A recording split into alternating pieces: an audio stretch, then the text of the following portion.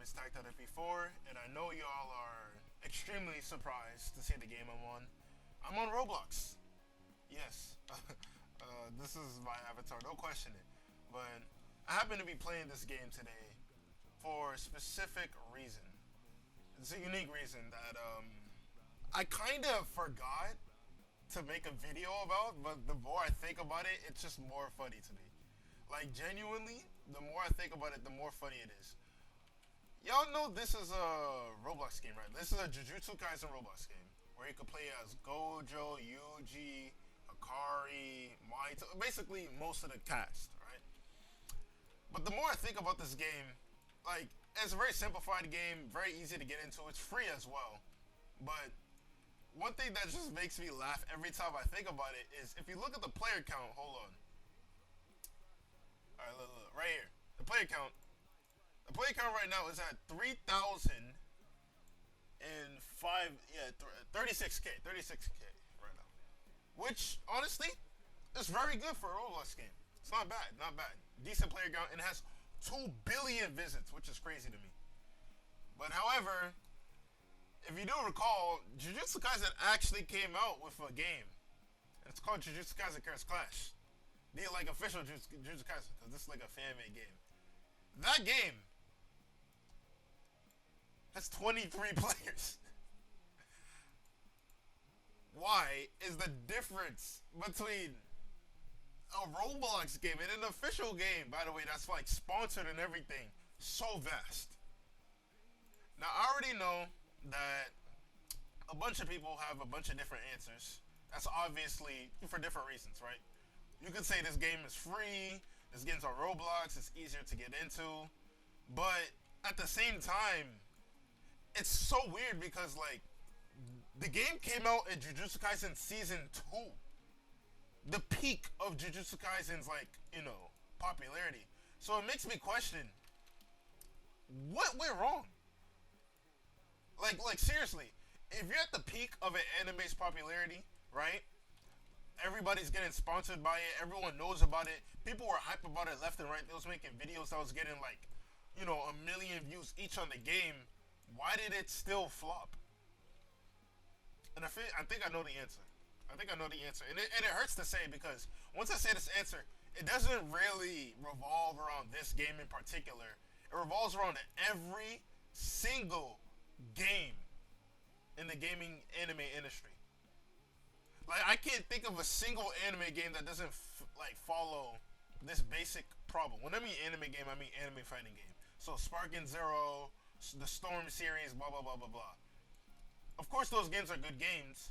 I'm not saying that Jujutsu Kaisen Curse Class is a good game, but I feel like the main problem with those games is those games, they have the substance and the depth where it can live on for a long amount of time and carry generations.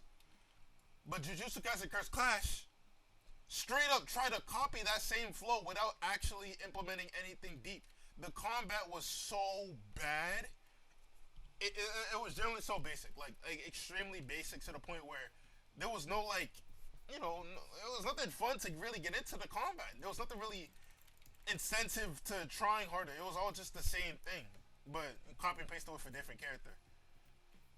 Now, Sparking Zero and the Storm series, they have their own problems, right? There's a reason why those player counts fell, but at least they're at the thousands. I'm pretty sure at least like 100 people are playing it. It hasn't fallen as low enough to the point where we gotta start questioning why a Roblox game is genuinely outdoing them. Like it's insane. It's actually just insane. There's no reason why they should have 23 players. Their 24-hour peak was 40 players. And 16 months ago, their peak was 5,000. That's sad. That's genuinely sad. But if I wanted to give a few answers as to why this game is so successful compared to those other games, it's a few factors. Like I said before, this game is free. So, I don't have to pay any money to go up to him and start hitting him with Mahito combos from Shibuya. Black flashes and shit. But if I was to give, a few more reasons why this game is just so much more popular, I feel like the combat here is actually kind of fun and innovative, right? There's it's not like a full-on straightaway where every character just feels glued. Every character has their own depth. They do not play the same at all. Like, you could play Yuji, right? But as soon as you come on to characters like Mahito, even though you could say that they both have, like, you know, combo extenders and stuff like that, the combo extenders lead to very different outcomes, and their timing for their black flashes are different, which is something I did notice. And overall, I feel like one of the things that the other games lack is personality, man. That's something that I feel like the Storm games do very well, where I feel like the game is very live, but the Jujutsu Kaisen Curse Clash game, it did not feel live at all. At all. I actually had to refund that shit immediately as soon as I got it, because it just didn't feel like a game, you know? It felt like a trend. I don't know how to describe it, but it just didn't feel like a game that was worth my time, you know? With this game, I literally have spent no money for it, but I could feel the passion put into every single character. Like, I could feel Yuji from Shibuya here beating me up, and I don't need any anime cutscenes here to, like, you know, really put me in that perspective. It's just the gameplay of it really feels... Oh, what was that? I got like a cursed human. See, stuff like this!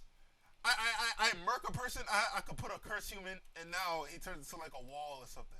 Like, a wall of like human flesh. Like, bro. The personality in this game is crazy. Now, obviously, the other games, I feel like what they have better is that they have more characters than this game. This game only has like maybe 9, 8 characters, while Jujutsu Kaisen Curse Class has like at least 15, 20.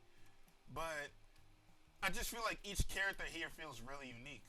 Like, look, like, the cutscenes may not be as good as everything else, but I just really, really enjoy this game. I don't know how to put it to words, bro. And if you hit 2 black flashes on Mahito, you turn into the awakened version of him, which they did not add in Jujutsu Kaisen Curse Class, by the way, for some reason. I don't know why. And look, hold on. I'm about to hit the second black flash. I don't know. I need it to come up. Alright, nice. And now I turn it to this version. And look, I can hit the counter. Boom! That wasn't in the anime, but still. This was in the anime. Watch this. Ah, I missed it. I could hit this. This was in the anime. But yeah, I don't know. I just kind of just made it to nothing ramble. Overall, I feel like Jujutsu Kaisen Curse Clash, it was just a missed opportunity, man. They seriously need to try harder when it comes to these anime games, because it feels like they die off too quickly, and they don't have the personality. Like, games like Deltarune and Undertale, understand those are like 2 completely different games, but even though graphically it's not up to par with everything else, and domains, look how clean they are, bro. I completely forgot about the domains of this thing. Hold on. I need to make sure I don't get put in a combo blender with this dude, because he has a one-shot, and I do not want to get caught in it. Oh, never mind. I just got hit in a one-shot. This is Hakari, by the way. Wait, I might win this. I might win this. Hold on. Never mind. But yeah, this game has like so much personality, and the depth of the combat is there. I feel like that's just something that Jujutsu Kaisen Curse Class is mission. But other than that, that's pretty much all I gotta say for today's video, man. Just a little Yapatron, a little Yappuccino from your boy Takt.mpLIVE. And if you guys want to see more videos like this, please make sure to give me that like button. Subscribe if you're new. Comment for the algorithm. And yeah, that's all I gotta say. I'll see y'all boys later. Peace out.